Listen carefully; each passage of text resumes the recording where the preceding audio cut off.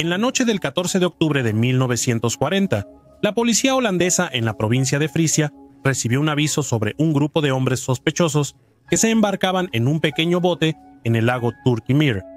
Cuando regresaron a la orilla, fueron detenidos para ser interrogados. Los 5 hombres dijeron que eran un grupo de ornitólogos estudiando los patrones de migración de las aves locales en esa hora de la noche.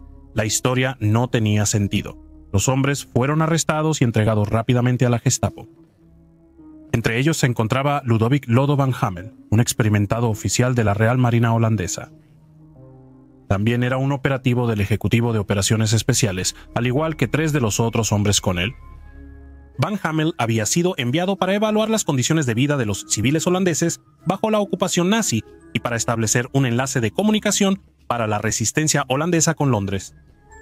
Su maletín, que contenía un transmisor de radio y mensajes codificados, fue recuperado pronto. Los hombres habían estado esperando a ser recogidos por un avión de la Real Fuerza Aérea Canadiense que no pudo aterrizar esa noche debido a una niebla baja. Los eventos de esa noche sentaron las bases para la futura operación de contrainteligencia contra la Special Operations Executive, denominada Operación Polo Norte. Esto también se conocía de manera más escalofriante como Englandspiel, o el Juego de Inglaterra. Esta fue una de las operaciones de contrainteligencia más exitosas de la Segunda Guerra Mundial, al menos para los alemanes. Para los aliados representa uno de los fracasos más negligentes de la guerra para la inteligencia británica.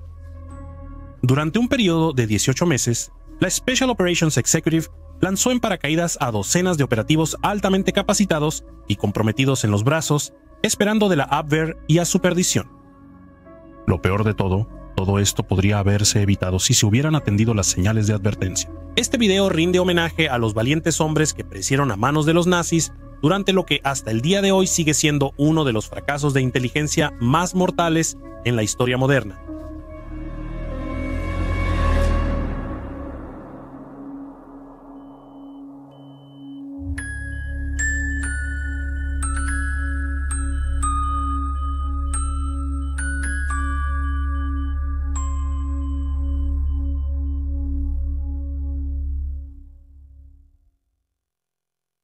Para entender cómo pudo ocurrir un fracaso de inteligencia tan catastrófico, necesitamos volver al principio mismo.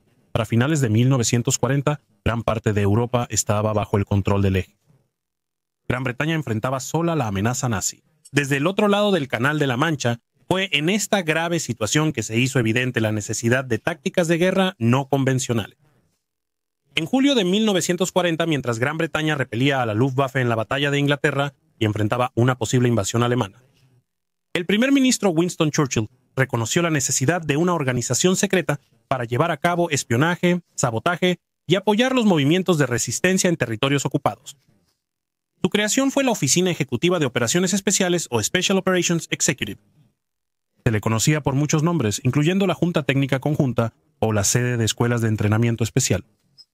También se le refería informalmente como el Ejército Secreto de Churchill o el Ministerio de la Guerra No Caballerosa. En su apogeo, la SOE empleaba alrededor de 13.000 personas, casi un cuarto de los cuales eran mujeres.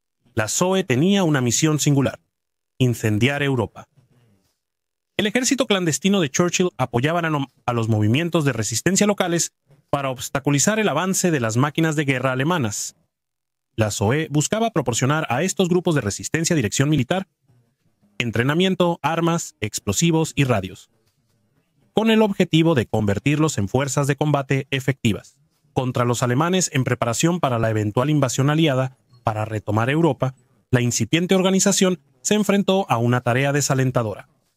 Tenían que identificar y contactar las redes de resistencia que quedaban en la Europa ocupada por los nazis, y crucialmente encontrar formas de apoyarlos. El coronel Colin Gubbins, primer jefe de entrenamiento y operaciones de la Special Operations Executive, desarrolló programas de entrenamiento integrales para los reclutas, cubriendo áreas como el combate sin armas, el manejo de armas de fuego, el sabotaje y las técnicas de comunicación inalámbrica. Los que aprobaron la prueba fueron enviados a Manchester para entrenarse como paracaidistas en Royal Air Force Ringway. La organización estableció estaciones de investigación y desarrollo cerca de Welwyn en Hertfordshire, donde científicos y técnicos trabajaron en armas especializadas, equipos de sabotaje y materiales de camuflaje. La Special Operations Executive tenía varias secciones, cada una responsable de un país específico. La sección N, establecida el 20 de diciembre de 1941, se centró en operaciones clandestinas en los Países Bajos y es el punto focal de esta historia. Inicialmente con base en el Hotel St. Hermans en Westminster, luego se trasladó al Hotel Metropole cerca de Trafalgar Square. Los Países Bajos en 1940 estaban bajo la ocupación nazi alemana. Habiendo rendido el 15 de mayo de ese año, el ejército holandés presentó una resistencia feroz, pero finalmente inútil, contra una invasión alemana rápida y brutal. Como en todo su territorio conquistado, los nazis tenían como objetivo transformar los Países Bajos en un Estado nacional socialista, explotar sus industrias y fuerza laboral, eliminar su población judía y reprimir cualquier resistencia. Mientras algunos ciudadanos holandeses se unieron al movimiento nacional socialista en los Países Bajos, que era el partido nazi holandés, que vio su membresía aumentar en Landam, alrededor de 100.000, la gran mayoría de la población, ya sea vocal o silenciosa, se oponía a este grupo. Las semillas de la resistencia se plantaron temprano. La resistencia holandesa tuvo muchos voluntarios, pero carecía de liderazgo central y del equipo necesario para representar una amenaza significativa para las fuerzas alemanas de ocupación en las primeras etapas de la guerra. Aquí es donde la sección N debía intervenir para ayudar. La misión de la Special Operations Executive en los Países Bajos requería botas en el terreno, no se podía lograr desde lejos. Por lo tanto, a la sección N también se le encomendó la tarea de reclutar y entrenar a operativos holandeses para infiltrarse en las redes civiles locales y coordinar sus actividades de acuerdo con los objetivos aliados que incluían la eventual invasión para retomar Europa. Antes de ser lanzados en paracaídas a los Países Bajos, los operativos holandeses de la Special Operations Executive se sometieron a un riguroso entrenamiento para su peligrosa misión.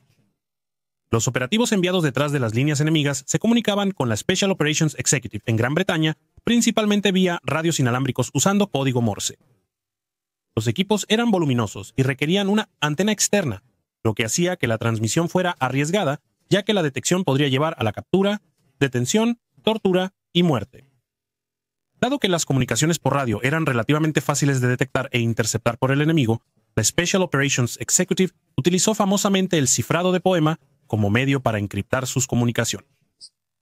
Antes de 1942, esto implicaba el uso de poemas bien conocidos que eran memorizados por los operativos y que se utilizaban como base para el cifrado.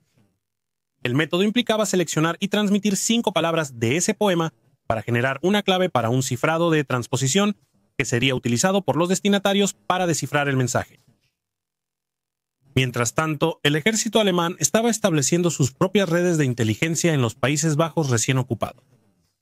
La Abwehr se centraba en contrarrestar cualquier movimiento de resistencia en crecimiento, teniendo como objetivo el control de la información para sofocar cualquier murmullo de disidencia de la población general. En el periodo inicial, después de la invasión, la Abwehr quizás estaba tan desorganizada como la resistencia holandesa. Entre otras razones, su coordinación se vio obstaculizada por su rivalidad con el brazo de inteligencia de las SS de Hitler, el Sicherheitsdienst o Sicherheitsdienst. Todo esto cambió con la llegada por los Países Bajos durante el otoño de 1941 del teniente coronel Hermann Joseph Giskus. Habiendo servido en el ejército alemán durante la Primera Guerra Mundial, se especializó en inteligencia militar y fue enviado a liderar el Abwehr en los Países Bajos. Dirigió un barco apretado, estableciendo rápidamente una unidad de contrainteligencia dedicada al traer oficiales de confianza con experiencia en intercepción, descifrado y contrainteligencia. Priorizó el uso de los llamados B-Men, que eran colaboradores nazis holandeses a los que reclutó para infiltrarse en las redes de resistencia, recopilar información y traicionar a los miembros de la resistencia. Uno de los V-Men de la Abwehr en los Países Bajos era un contrabandista de oro y diamantes llamado Riederhoff, que había sido encarcelado en agosto de 1941 en Ámsterdam por sus actividades en el mercado negro. Mientras estaba encarcelado, entró en contacto con el Orderdienst o el Orderdienst, una organización militar y política holandesa involucrada en la resistencia nazi. Después de enterarse de que el Special Operations Executive había lanzado en paracaídas a 2 nuevos operativos en los Países Bajos, Riederhoff vio una oportunidad para avanzar después de su liberación de la cárcel. Contactó con la sección de Giskus en La Haya en noviembre de 1941, afirmando conocer a agentes que trabajaban para Gran Bretaña en la ciudad y que utilizaban un transmisor de radio para comunicarse con Londres. ofreció compartir más información a cambio de dinero y protección de las autoridades monetarias alemanas. Inicialmente se le dijo a Ritterhoff que se fuera al Polo Norte con tales historias, pero después de que la afirmación de Ritterhoff sobre los planes de Gran Bretaña de lanzar armas y equipo resultó ser cierta, se decidió que era creíble. Después de una negociación se acordaron los términos y a Ritterhoff se le dio el nombre en clave York. Y así nació la Operación Polo Norte, diseñada para atrapar a los operadores de radio aliados. Bajo la guía de Ritterhoff, la Abwehr encargó a la policía alemana la localización del transmisor clandestino. La Orpo, equipada con sofisticados equipos de localización de radio, pronto logró ubicar la ubicación del transmisor en un apartamento en Fahrenheitstraat, en La Haya. Dentro de un apartamento en el segundo piso del número 678, Fahrenheitstraat, estaba el operativo de la Special Operations Executive Huub Laubers. Con el nombre en clave Ebenezer, Laubers era un periodista holandés que se había convertido en empresario, trabajando en varias partes del sudeste asiático antes de la guerra. Llegó a Inglaterra en octubre de 1941, después del estallido de la Segunda Guerra Mundial, para ofrecer sus servicios al gobierno holandés en el exilio. Reconociendo sus talentos, Laubers fue rápidamente reclutado por la Special Operations Executive y asignado a la sección N. El 7 de noviembre de 1941, Laubers, junto con el agente de la Special Operations Executive Thies Tauconus, fueron lanzados en paracaídas a los Países Bajos. Los hombres se conectaron rápidamente con miembros de la resistencia holandesa y la Orderdienst, como el capitán Bernardus Vandenberg. Desafortunadamente para él, había confiado en un hombre que conocías como George Van Vliet. Este no era otro que George Ritterhoff, quien trabajaba para la Abwehr. Vandenberg fue quien le contó a Ritterhoff sobre el alijo de armas y materiales de sabotaje que Ritterhoff utilizó para establecer su credibilidad con la Abwehr. Ritterhoff había sido instruido por su controlador para decirle a Vandenberg que había escuchado que el crucero alemán, Príncipe Eugen, estaba en Schiedam para reparaciones. Se esperaba que este mensaje fuera retransmitido a Londres y pudiera ser utilizado para atrapar a los operadores de radio de la Special Operations Executive. No pasó mucho tiempo antes de que su primera víctima desprevenida cayera en su trampa. Mientras tanto, Laubers se había instalado con Wout y Liz Teller en su piso en La Haya. El marido y la mujer eran ambos patriotas holandeses y miembros de la resistencia. Wout Teller, un teniente del ejército holandés que había luchado contra los nazis en 1940, accedió a dejar que Laubers usara su piso como base para enviar mensajes de radio a Londres, ya que había una larga antena exterior capaz de transmisión. El 6 de marzo de 1942, Huub Laubers instaló su radio para transmitir a Londres como de costumbre. Ese día fatídico, planeaba enviar un mensaje a Baker Street para informar a la Special Operations Executive del crucero alemán que le habían dicho que estaba atracado para reparaciones. Mientras preparaba su equipo, le avisaron de un vehículo de patrulla de la policía alemana que había sido avistado afuera. Laubers encontró algo de consuelo al recordar lo que Baker Street le había dicho. Cualquier intento de los alemanes por encontrarlo utilizando la tecnología de localización de la época tomaría al menos 3 meses. Sin embargo, por precaución, decidió abandonar el apartamento con Wout Teller, instruyendo a Liz Teller que deshaga de la radio inalámbrica si algo inesperado sucediera. Laubers y Teller caminaron a paso veloz por la calle, tratando de no llamar la atención. Pero al mirar hacia atrás, vieron varios coches de policía acercándose al edificio de apartamentos. Vio a la señora Teller tirar la radio inalámbrica desde el balcón. Momentos después, la policía alemana irrumpió, allanando el piso y arrestando a Laubers y al señor Teller. Se descubrió que Laubers llevaba 3 mensajes codificados en su bolsillo. La radio fue recuperada de una línea de lavado donde quedó atrapada. Poco después de su arresto, Laubers fue sometido a un intenso interrogatorio por la Abwehr, incluyendo al propio Giskus. Giskus presionó intensamente a Laubers para que revelara su código y control de seguridad, sabiendo que los agentes de la Special Operations Executive los usaban en sus transmisiones de código Morse. El control de seguridad acordado entre Laubers y Baker Street se basaba en el número 16. En cada mensaje que transmitía, Laubers debía cometer un error ortográfico intencional. Podía elegir escribir mal la 16ª letra o una letra en un múltiplo de 16. Cuando se recibía este error ortográfico en Baker Street, sabrían que el agente seguía libre. Si se omitía el error ortográfico, significaba que el agente había sido capturado y transmitía bajo coacción. Durante su entrenamiento se enfatizó cuán importante era la verificación de seguridad, mucho más que su código de transmisión. De hecho, la verificación de seguridad era la única forma para aquellos en Londres de saber si un agente estaba transmitiendo libremente o bajo el control nazi. Los alemanes, reconociendo el valor potencial de Lovers como un activo, decidieron usarlo en su operación de contrainteligencia en lugar de encarcelarlo o ejecutarlo inmediatamente. Giscus engañó a Lovers haciéndole creer que conocía su código al contarle sobre el mensaje que planeaba enviar ese día sobre el Prinz Eugen. Creyendo que su código había sido descifrado, lo entregó a la Abwehr. El protocolo de la Special Operations Executive era que si eran capturados, los operativos deberían entregar su código a los nazis si su vida dependía de ello, lo cual usualmente sucedería.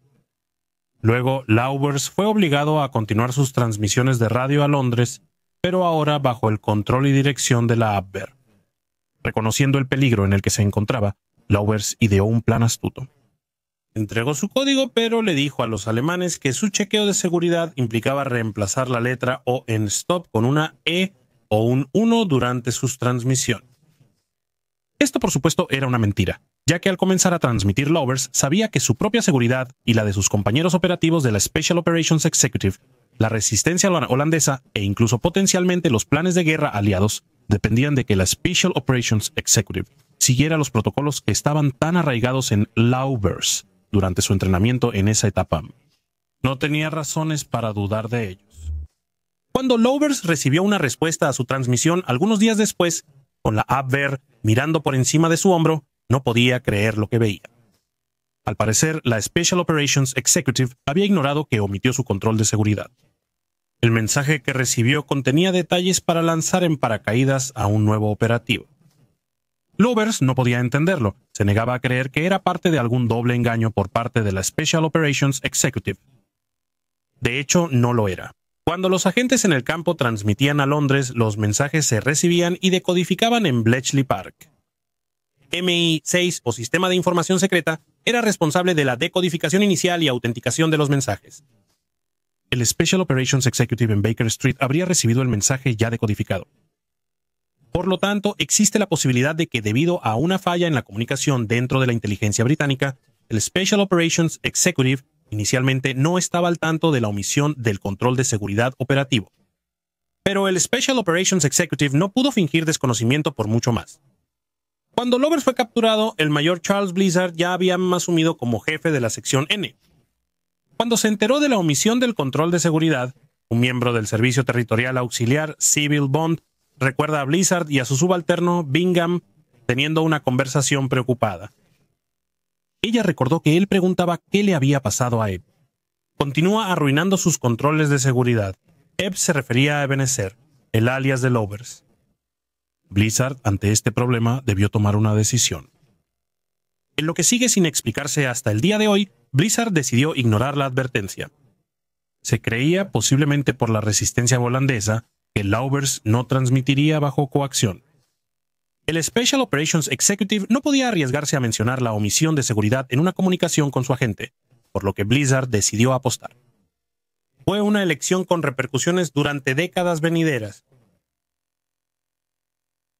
La vida de Lowe durante este periodo, transmitiendo códigos bajo la presión de los nazis, fue sin duda de una inmensa tensión psicológica. Se vio obligado a mantener la apariencia de ser un agente libre mientras era vigilado de cerca por sus captores alemanes. Lo que lo empeoraba todo era que, a pesar de dejar constantemente fuera su control de seguridad, la SOE continuaba comunicándose con él como si estuviera completamente ajeno al peligro que estaba señalando con cada golpe del brazo de palanca en su máquina de telegrafía. Lovers sabía que se estaban poniendo en riesgo más vidas y había poco más que él pudiera hacer al respecto. De marzo a mayo de 1942. Londres continuó enviando agentes a los Países Bajos. Cada operativo que se lanzaba en paracaídas al país era inmediatamente arrestado por un comité de recepción alemán que esperaba. Tenían conocimiento avanzado de cada lanzamiento de suministros y personal gracias al canal de comunicación comprometido. Uno podría pensar que el Special Operations Executive se habría estado preguntando por qué la tasa de desgaste en los Países Bajos era tan alta. Quizás lo estaban, pero aún así siguieron enviando más operativos. En 1942 se lanzaron otros 36 agentes holandeses al país, todos de los cuales fueron arrestados de inmediato. Y no solo se estaban perdiendo vidas, el Special Operations Executive también estaba intentando suministrar a la resistencia con armas y equipo. En cambio, todo esto fue recibido con gratitud y utilizado por el ejército alemán. Mientras tanto, en la sede del sistema de información secreta se activaban las alarmas. Anthony James había sido uno de los responsables de entrenar a Lovers antes de su despliegue. Pam, su prometida, decodificó algunas de sus transmisiones. Ella notó la omisión del chequeo de seguridad y juntos reportaron el asunto. Todo lo que recibieron fue una reprimenda por sus problemas, con Pam ya no recibiendo transmisiones de Lovers. Parece que la omisión y los errores de ortografía se atribuyeron a errores del operador y descuido en lugar de un grito de peligro. Pam y Anthony no fueron los únicos en plantear preocupaciones claras, y no todos dentro de la Special Operations Executive estaban ciegos a la verdad que les gritaba desde cada transmisión de Lovers. Leo Marks fue un criptógrafo británico crucial en la Segunda Guerra Mundial. Fue asignado a la Dirección de Operaciones Especiales en enero de 1942. Su talento era tan evidente que, a diferencia de la mayoría de los criptógrafos enviados a Bletchley Park, Marks fue asignado a la sede de la Special Operations Executive en Baker Street, convirtiéndose en el criptógrafo jefe con solo 22 años. Una de sus contribuciones más significativas a la Special Operations Executive fue introducir cambios en el cifrado del código de poema para hacerlo más seguro. En lugar de usar poemas conocidos que el enemigo podía descifrar más fácilmente, Marks comenzó a usar poemas originales como cifrados, un cambio simple pero efectivo. Desde el inicio, Marks tenía grandes inquietudes sobre la seguridad de las operaciones de la Special Operations Executive en los Países Bajos. Sospechaba un posible compromiso de sus comunicaciones, llegando incluso a redactar un memorándum en los términos más fuertes expresando sus aprensiones. Sus advertencias inicialmente fueron ignoradas por los altos mandos de la Special Operations Executive, incluyendo al coronel Tillman, destacado criptógrafo británico, y al brigadier Colin Gobbins, jefe de la Special Operations Executive.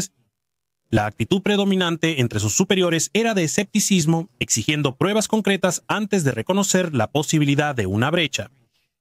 Marks persistió en sus esfuerzos por concienciar sobre el peligro potencial que enfrentaban los agentes de la Special Operations Executive en los Países Bajos.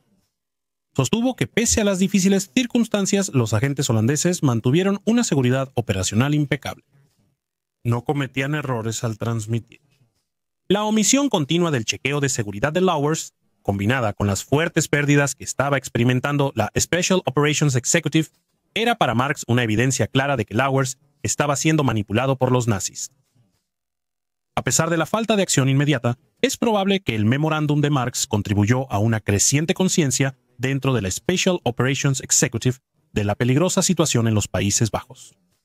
Fue finalmente la Real Fuerza Aérea la que detuvo el flujo de sangre de la Special Operations Executive al suspender todos los vuelos a los Países Bajos en mayo de 1943. La Royal Air Force había notado un patrón de sus aviones siendo derribados durante los vuelos de regreso desde los Países Bajos, perdiendo 12 aviones y tripulaciones. Esto contrastaba con la falta de cualquier fuego terrestre o pérdidas de aviones durante el acercamiento a las áreas de aterrizaje o zonas de lanzamiento. Esto llevó a la Royal Air Force a creer que algo estaba mal y finalmente se negaron a sancionar más vuelos de la Special Operations Executive a los Países Bajos. El 20 de abril de 1943, la Special Operations Executive recibió confirmación directamente de uno de sus agentes capturados de que la sección N estaba totalmente y completamente comprometida. Peter Burkhardt había sido capturado por los alemanes al aterrizar algunos meses antes y estaba prisionero en Camp Haren, un centro de detención donde la mayoría de los operativos capturados en la operación Englandspiel eran mantenidos para interrogatorio. Todos los agentes estaban aislados, pero lograron comunicarse entre sí en las habitaciones vecinas, golpeando las tuberías y radiadores. En agosto de 1943, Camp Haren albergaba 56 agentes, 48 de la Special Operations Executive y 8 del Mi-6. Muchos de estos hombres fueron posteriormente trasladados al campo de concentración de Mauthausen y ejecutados. Burkhardt logró sacar a escondidas un mensaje del campo de prisioneros que llegó hasta Londres. El mensaje decía claramente: todos los agentes arrestados, toda la organización en manos alemanas ya desde hace meses, debido a traición. Unas semanas después, recibió una respuesta introducida a escondidas que solo decía: Tu mensaje ha sido recibido en Londres. El asunto será investigado. Como resultado del mensaje, la sección holandesa de la Special Operations Executive comenzó investigaciones internas. El mayor Bingham, quien dirigía la sección N, solicitó el regreso de 2 de sus operativos en los Países Bajos, pero nunca volvieron, ya que sin que la Special Operations Executive lo supiera, ya habían sido capturados. Fue poco después de recibir este mensaje que la Royal Air Force suspendió los vuelos. En mayo de 1943, debido a las pérdidas de hombres y equipos, a una tasa 5 veces mayor de lo esperado. Mientras tanto, en el campamento Haren, Ben Uving y Peter Durlane, otros 2 operativos capturados, planeaban una audaz fuga. Uving y Durlane, alojados en habitaciones contiguas, acordaron intentar escapar juntos usando un sistema de señales de golpes. En la noche del 29 de agosto de 1943, los 2 hombres demacrados lograron pasar por las ventanas sobre las puertas de sus celdas y esconderse en un armario. Luego, en el baño de los guardias durante 6 horas. A la medianoche, y bajo la cobertura de la oscuridad y una tormenta, se deslizaron por la ventana del baño. Usando una cuerda hecha de correas de arpillera tomadas de sus camas, descendieron y se arrastraron a través de cercas de alambre de púas y un foso poco profundo hacia la libertad. Sin embargo, aún no estaban fuera de peligro. Cuando el coronel Giscus se enteró de la fuga, él y su segundo al mando, Joseph Schrader, idearon entregar un mensaje a través de su red a Londres que decía que los fugitivos habían sido recogidos por la Gestapo y habían acordado trabajar como agentes dobles para los alemanes. Así se sembraron las semillas de la desconfianza. Mientras tanto, Durlane y Uving habían llegado a un convento en Tilburg donde se les dio refugio. Uno de los sacerdotes de la iglesia local los puso en contacto con un hombre llamado Franz van Bilsen, quien era miembro de la resistencia local. Lograron establecer contacto con Baker Street, pero la Special Operations Executive, habiendo sospechado, les dijo que intentaran llegar a Inglaterra por sus propios medios. El 10 de noviembre, Van Bilsen ayudó a los hombres a cruzar la frontera hacia Bélgica, y más tarde ese mes llegaron a Suiza. Allí los hombres redactaron un informe que se envió a Londres a finales de noviembre para informar del compromiso total de la sección N y que toda la operación estaba en manos alemanas. Durlane y Uving luego continuaron su viaje, finalmente llegando a Londres el 1 de febrero de 1944 a través de España.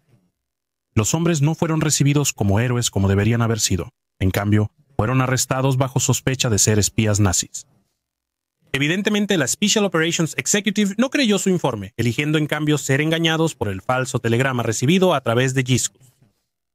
Durlane y Uving solo fueron liberados por los británicos después de la intervención del gobierno holandés en el exilio.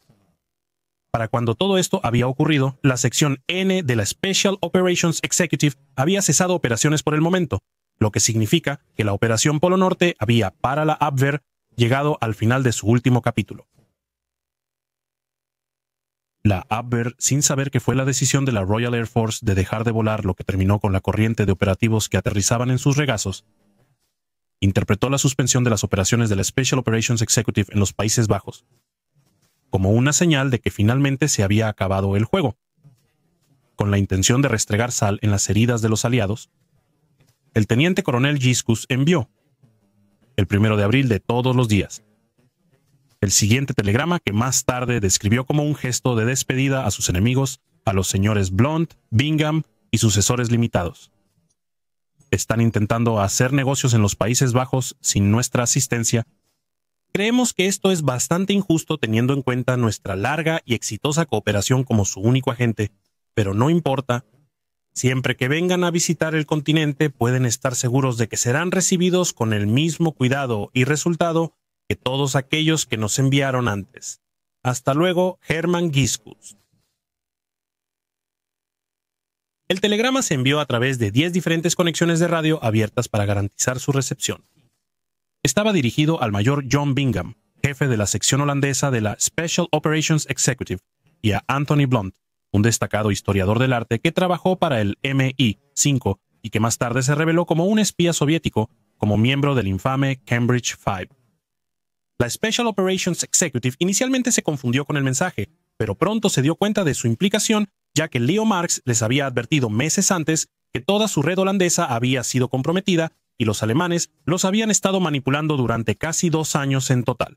54 operativos de la Special Operations Executive fueron capturados por los alemanes al aterrizar en los Países Bajos. De estos, solo 4 sobrevivieron, con los otros 50 siendo ejecutados o muriendo en campos de concentración. Una placa fuera del antiguo campo de concentración de Mauthausen conmemora a los hombres y mujeres que murieron allí. Hoy en La Haya se encuentra un monumento a los perdidos en el juego de Inglaterra, la estatua llamada Caída de Ícaro, y que retrata adecuadamente la historia mitológica griega del hijo del maestro artesano Dédalo, quien voló demasiado cerca del sol.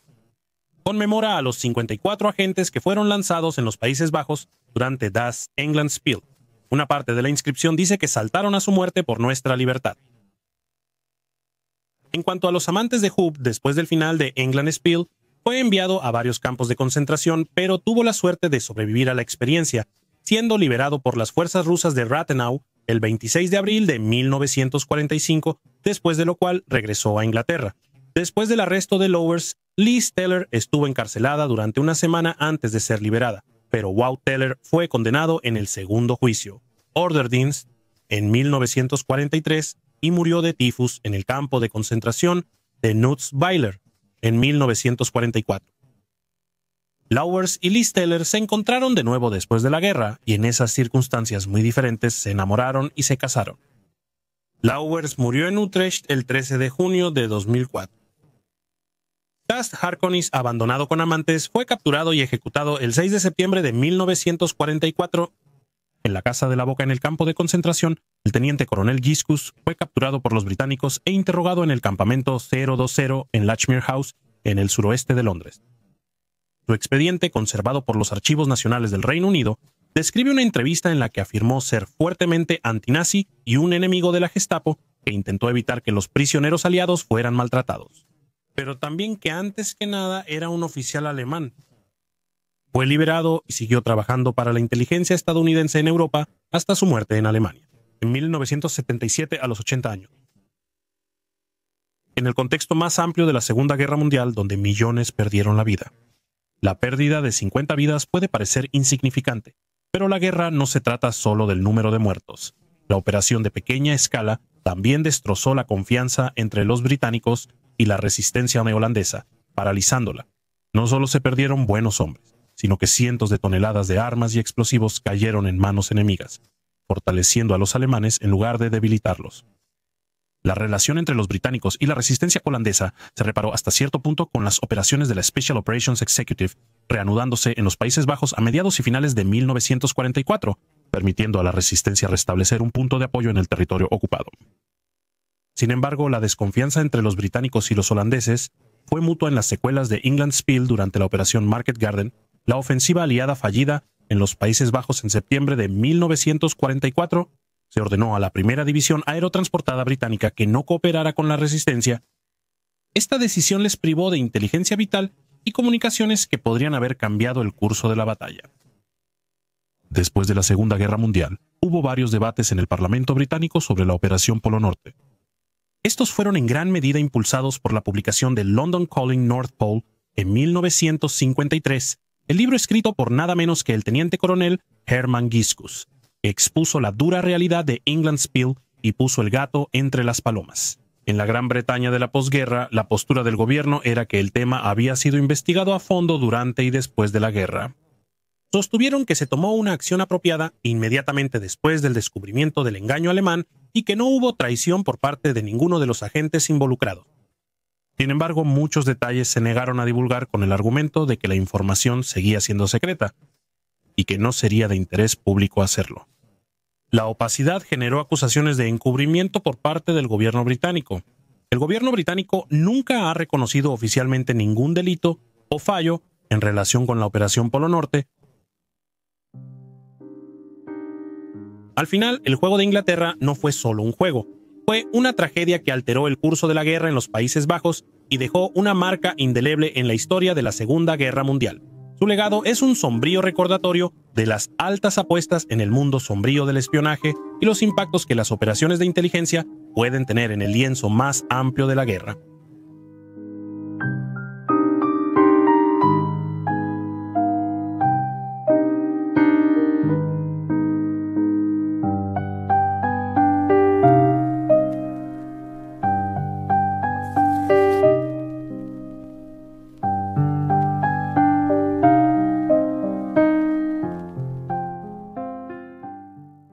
Tú